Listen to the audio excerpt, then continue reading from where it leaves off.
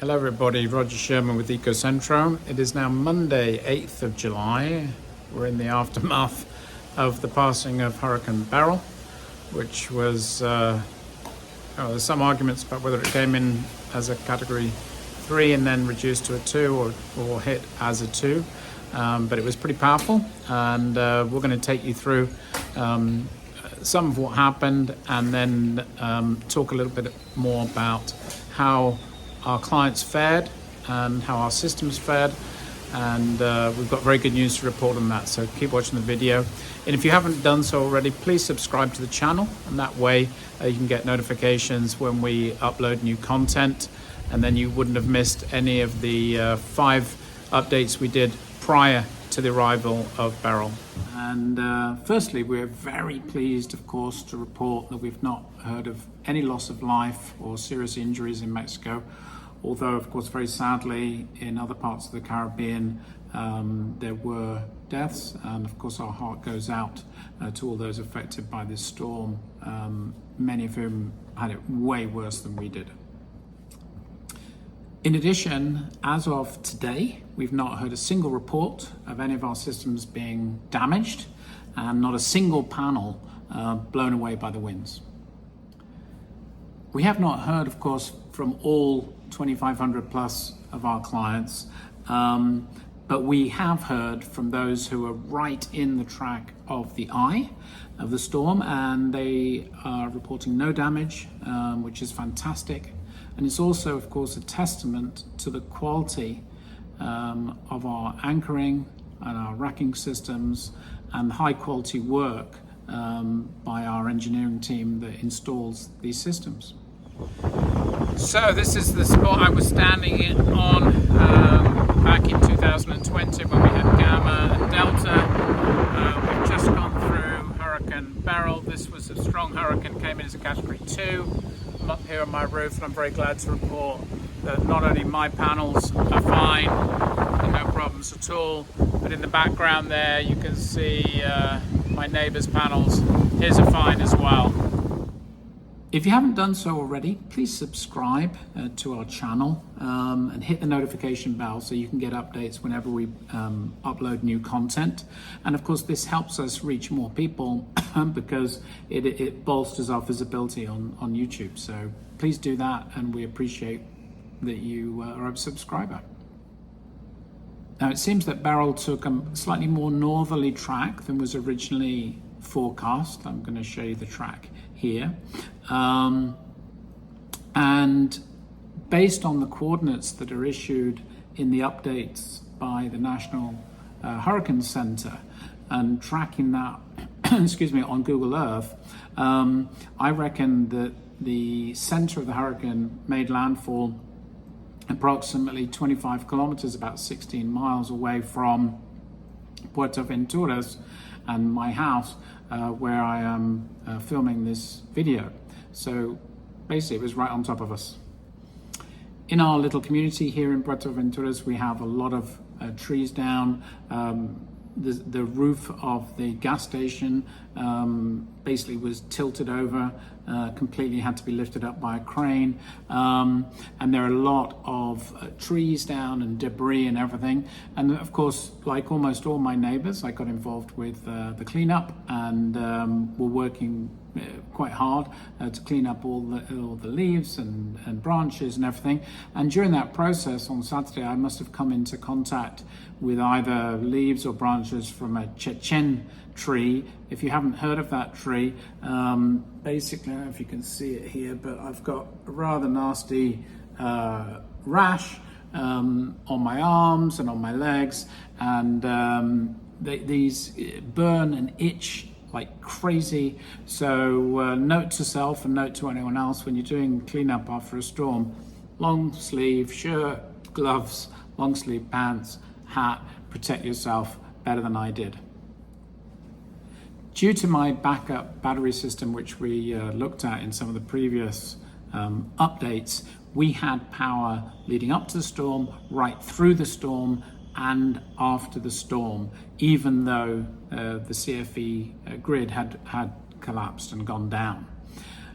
Having power during and after an event like this is not only comfortable, but it's incredibly reassuring, okay? Because you can see what's going on.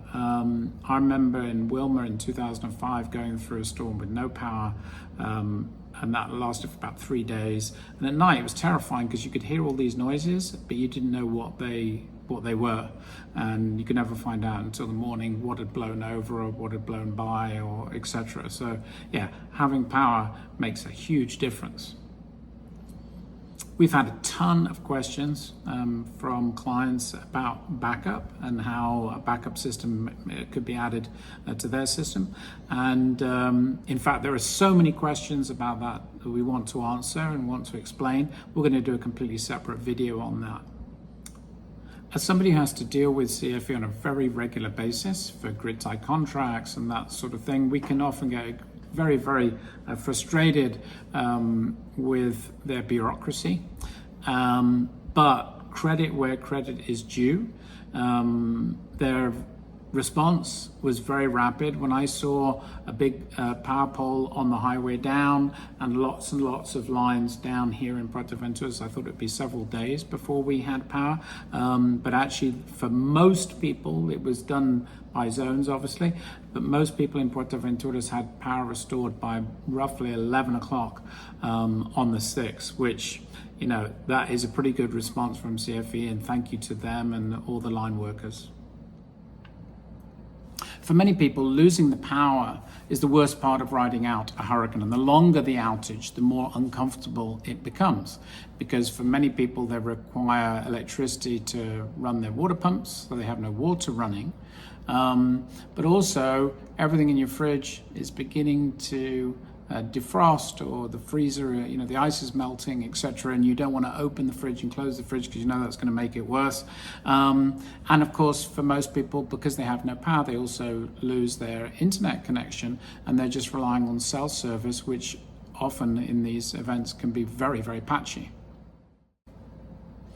At my house, because I had power, I had the internet as well, and so I can confess I didn't sleep very well while the storm was coming in. I got up at about 2:30 in the morning and started looking at my computer and was able to track exactly where it was, watch all these updates, look at Windy and other sites, and I found it quite reassuring to know the timing and what was going on at all times during the storm.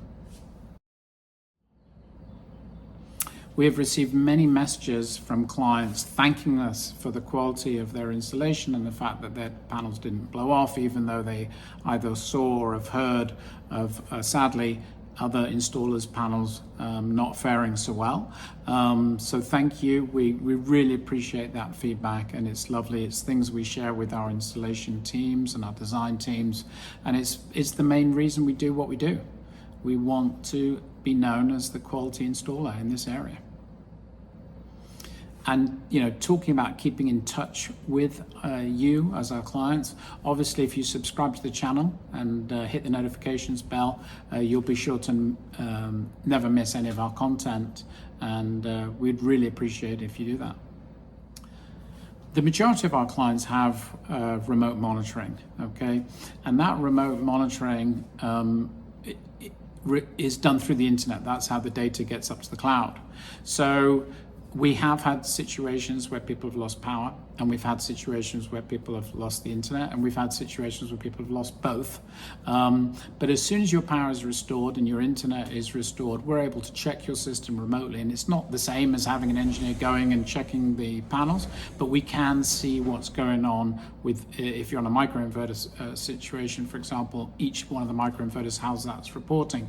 So we're doing that as fast as we can. As I said, so for some of the specifics, particularly about backup and what you can do to prepare yourself for, heaven forbid, the next one of these, let's hope it's another 10 years, but you never know. We'll do another video about those options, and of course, feel free to contact us directly, and we'll be happy to answer any questions. In the meantime, so happy that everyone's doing great. thank you so much for all the kind messages of support, and thank you very much for watching this video. See you next time.